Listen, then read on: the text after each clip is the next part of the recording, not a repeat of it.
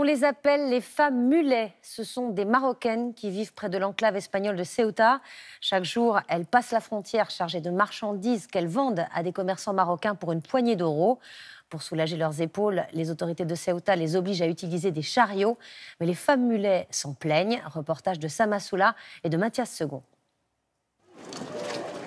Chaque pas est une lutte, un corps à corps avec des dizaines de kilos. Le prix de la survie pour ces femmes marocaines que l'on surnomme les femmes mulets. Car telles des bêtes de somme, elles viennent ici à Ceuta en Espagne récupérer d'énormes charges de marchandises pour les transporter de l'autre côté de la frontière au Maroc.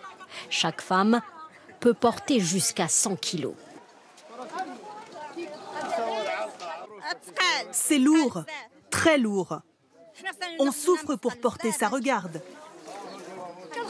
Tout ça pour gagner 15 euros par voyage. Rien que le taxi de Tétouan à la frontière, c'est 4 euros.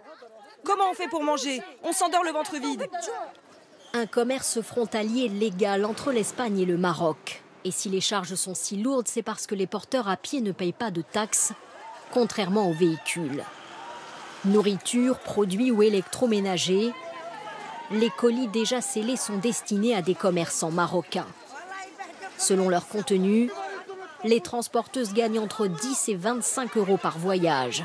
Alors, elles s'arrachent les paquets les mieux rémunérés. Un business bien organisé par des grossistes qui s'assurent ainsi une marge généreuse.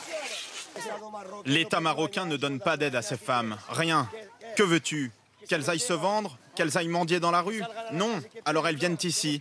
Elles transportent un paquet et elles peuvent nourrir leurs enfants. Une mère et sa fille aveugles, des femmes handicapées, âgées, mères célibataires ou veuves, ce sont les femmes marocaines les plus vulnérables qui font ce travail de forçat. Ça fait 20 ans qu'on fait ça. On n'a pas le choix. Les enfants, le loyer, l'eau, l'électricité, comment faire? 4000 femmes marocaines font chaque jour cet aller-retour entre le Maroc et Ceuta.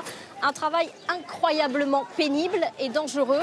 Il y a quelques semaines, ici même, 2 femmes sont mortes écrasées dans une bousculade, étouffées par le poids de leurs marchandises. Les femmes portaient alors les charges sur leur dos, le corps plié en deux sous leur fardeau. Depuis 3 semaines, les autorités espagnoles les obligent à utiliser un chariot. Mais pour beaucoup, il est loin de leur faciliter la tâche. C'est même le contraire. Les femmes se disent encore plus épuisées qu'en portant sur leur dos.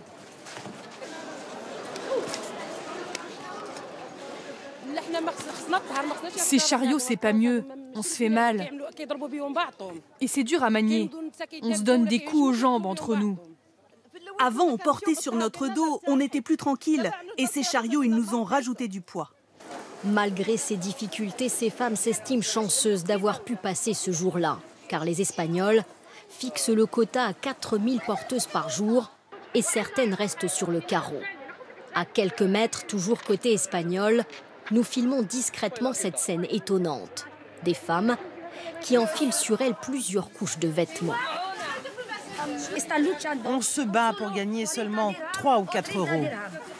On cache ses habits sous nos vêtements pour pouvoir passer la frontière avec. Un trafic de vêtements.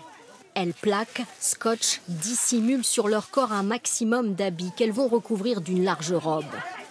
Transformés en bibins d'hommes pour tromper la vigilance des douaniers.